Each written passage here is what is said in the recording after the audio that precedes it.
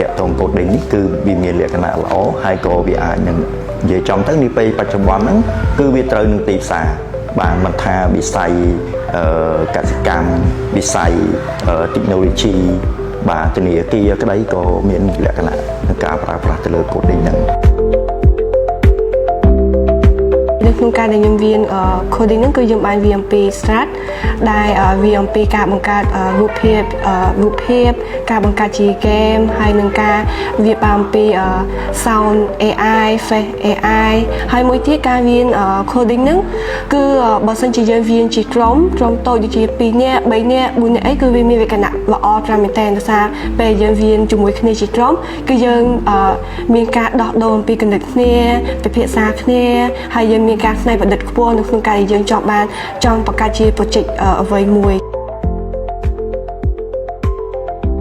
ខ្ញុំចង់ឲ្យបង្កើត game បែបអប់រំសម្រាប់ក្មេងៗ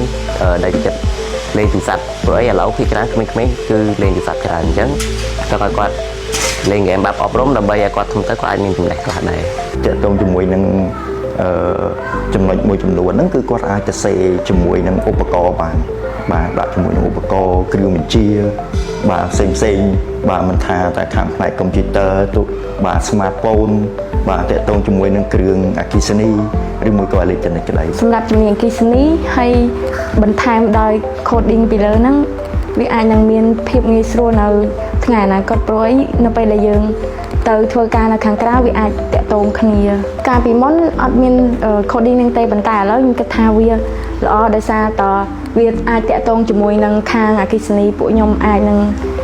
យើងអាចធ្វើជាតួអង្គតុក្កតា robot អីទៅខាងមុខបានហើយសម្រាប់ការរៀនមានភាពងាយស្រួលដោយសារតយើងប្រើកូដចឹងយើងអាចចាប់កូដមកដាក់ហើយវាធ្វើតាមអ្វីដែលកូដនឹងទៅសេផលវិបាកអាចពេលដែលយើងដាក់កូដខុសវាអត់ដំណើរការហើយយើងបាក់រោមើលថាកូដនឹងខុសឡើងណា